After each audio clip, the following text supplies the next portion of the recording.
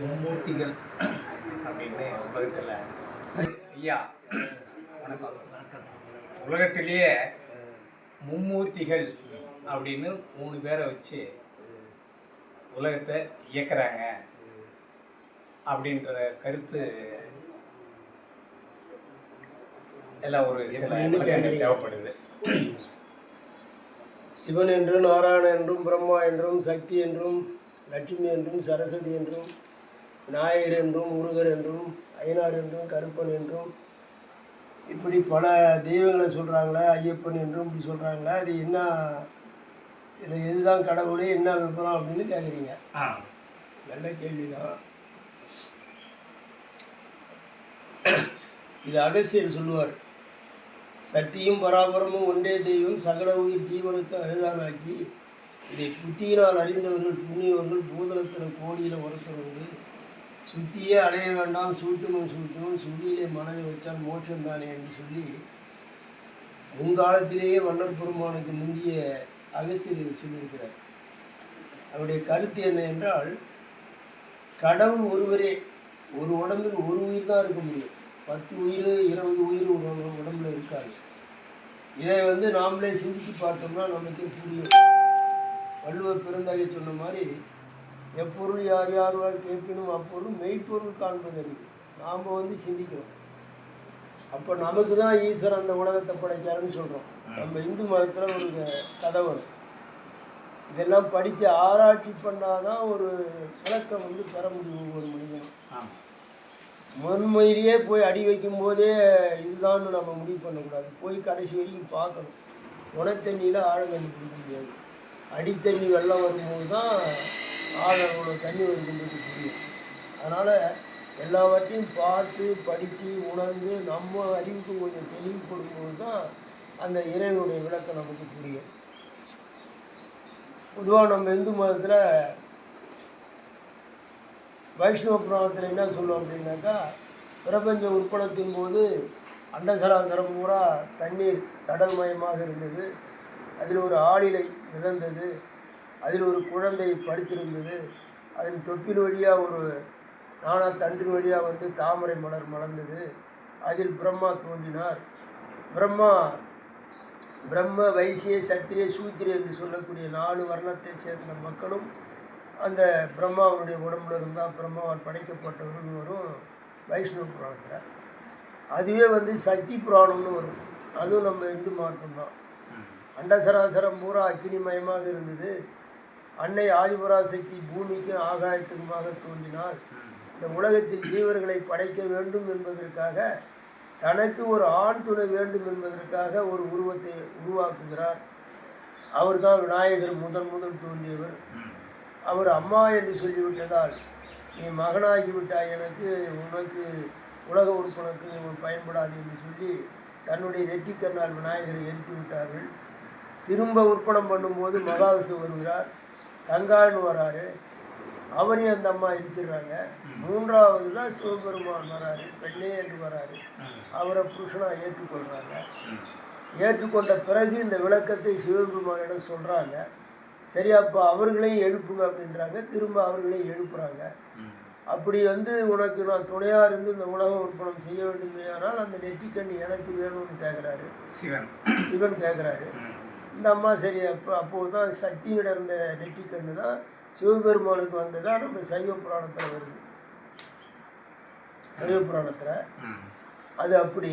ஆதி பருவத்தில் பார்த்தோமையானால் காசிப முனிவருக்கும் தாதை வினாதை என்ற அவருடைய மனைவிக்கும் தான் அந்த உலகம் தோன்றியதாக வருது. நம்ம என்ன ஆராய்ச்சி பண்ணணும்னா, ஒரே மதத்தை சேர்ந்த நம்மளுடைய வரலாறே இந்த உலகம் தோற்றுவிச்சதை 3 விதமாக எழுதியிருக்கிறாங்க. அப்போ இதை எதை உண்மை என்று நாம் உணர்ந்து கொள்ள முடியாது. இப்படித்தான் வரலாறுகள். கடவுள் என்பது ஒருவர் தான். அமெரிக்காவை படித்தார் ஒருத்தர், லண்டனை படித்தார் ஒருத்தர், இந்த அண்டத்தை படித்தார் ஒருத்தர், அந்த அண்டத்தை படித்தார் ஒருத்தர்னு கடவுள் பங்கு பிரிச்சுன்னு பிரிக்கிறது எதுவும் கிடையாது. உலகம் எங்கும் ஒரே காற்று. அதில் விநாயகர் தான் மூத்த கடவுள்ன்றாங்களே. ஆமாம், உலகத்திலேயே மூத்த கடவுள், முதற் கடவுள் விநாயகர் தான். விநாயகரால் தான் அந்த மும்மூர்த்திகள் தோன்றினாங்க அப்படின்றாங்களே. அனைத்து இதெல்லாம் கதைகள். விநாயகர் என்று ஒன்று கிடையாது. விநாயகராக நினைத்தால் அந்த அருட்பெருஞ்சோதி ஆண்டவர் விநாயகராக வரார். கடவுளுடைய நிலை என்ன என்றால் கடல் நீரை போல தட்டால் மூண்டால் தட்டால் வரும், டம்ளரால் மூண்டால் டம்ளரால் வரும், பானையால் மூண்டால் பானையால் வரும். கடவுள் எந்த ரூபத்தில் பக்தர்கள் நினைக்கிறாங்களோ அந்த ரூபத்தில் வந்து கடவுள் காட்சி கொடுக்குறார், வரார். இதுதான் உண்மை. இதை நம்ம கருத்துக்கே சிந்தித்து பார்த்தோம்னா அது தெளிவுப்படும். இதை தான் அது சரி நான் சொல்லிட்டாரு. ஓடியில் ஒருத்தர் உண்டு அப்படின்ட்டார்.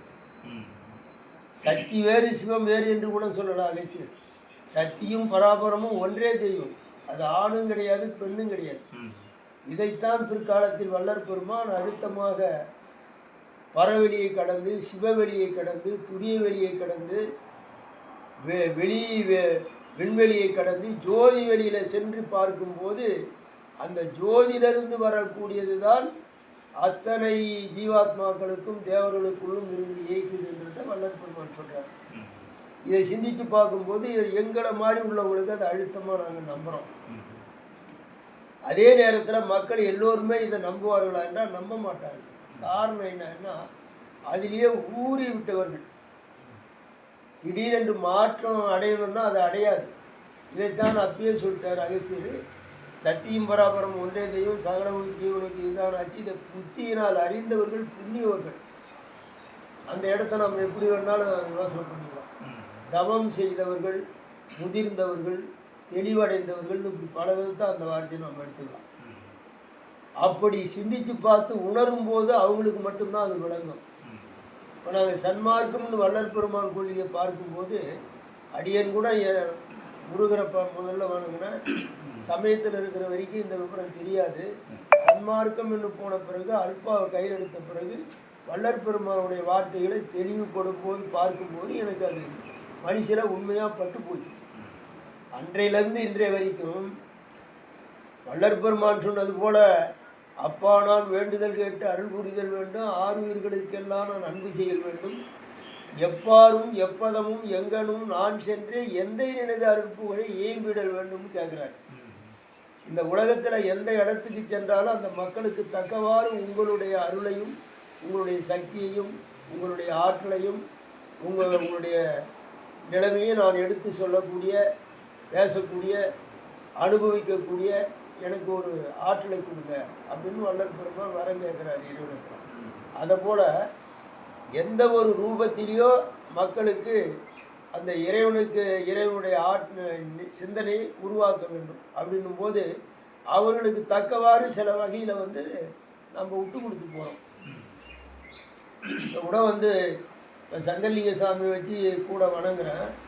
சங்கரலிங்க சாமி எதுக்காக வணங்குறோம் அப்படின்னாக்கா முற்பிறவின்னு என்னுடைய தொடர்பின்படி என்னை ஆள் விட்டு வழிந்திரமாக அழைச்சி என்னை ஆட்கொண்டு எனக்கு வந்து ஊட்டி வளர்த்தார் இல்லை மாதிரி. கடைசி வரைக்கும் எண்ணென்றி கொண்டாருக்கும் உள்வுண்டாம் உள்வில்லை செயலென்றி கொண்டமாகருக்கு என்ற வள்ளுவரின் வாக்குப்படி இந்த பிறவியில் கடைசி வரைக்கும் அந்த சங்கரனை மறக்கூடாதுன்னு வள்ளலாரையும் சங்கரனை வச்சு வணங்குறோம். இப்போ அன்னதானம் செய்கிறோம்.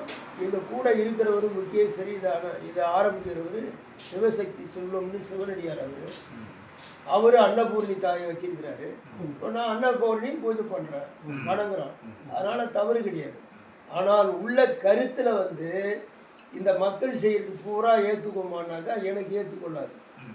வள்ளலார் கொள்கையை பார்த்தவங்க யாருமே ஏற்றுக்கொள்ள மாட்டாங்க. இதுக்கு ஒரு பதிகமே எழுதியிருக்கிறேன். உண்மை இறையன்பு உள்ளத்தில் இல்லாமல் செய்கின்ற பூஜை புனஸ்காரங்களும் அபிஷேக ஆராதனைகளும் வேஷமும் கோஷமும் வானமும் வேடிக்கையும் மேளமும் தாளமும் ஊத்தும் கொண்டாட்டமும் உண்மை இறையருளை பெற முடியாது. இதெல்லாம் சிறுபிள்ளை விளையாட்டுகள். அப்போ உண்மை இறையருளை எப்படி பெற முடியும்? உண்மை இறைவன் எங்கே இருக்கிறார் என்றால் அவர்தான் அருட்பெருஞ்சோதி ஆண்டவர். இதுக்கு உதாரணம் நிறைய நம்ம சிந்திச்சா தெரிஞ்சுக்கலாம். இப்போ நாம் வந்து வைஷ்ணவத்தில் இருப்பவர்கள் வைஷ்ணவன் தான் நாராயணன் தான் அந்த உலகத்தை படைக்கிறவர் காக்கிறவர் அழிக்கிறவருன்ற ஒரு நிலையில் போகிறாங்க. சிவபெருமானை வணங்கக்கூடியவங்க சிவன் தான் எல்லாத்துக்கும் ருத்ரன் தான் உருவாக்கக்கூடியவர் காக்கிறவர் பணியாளர்கிறவர்னு பேசுகிறாங்க.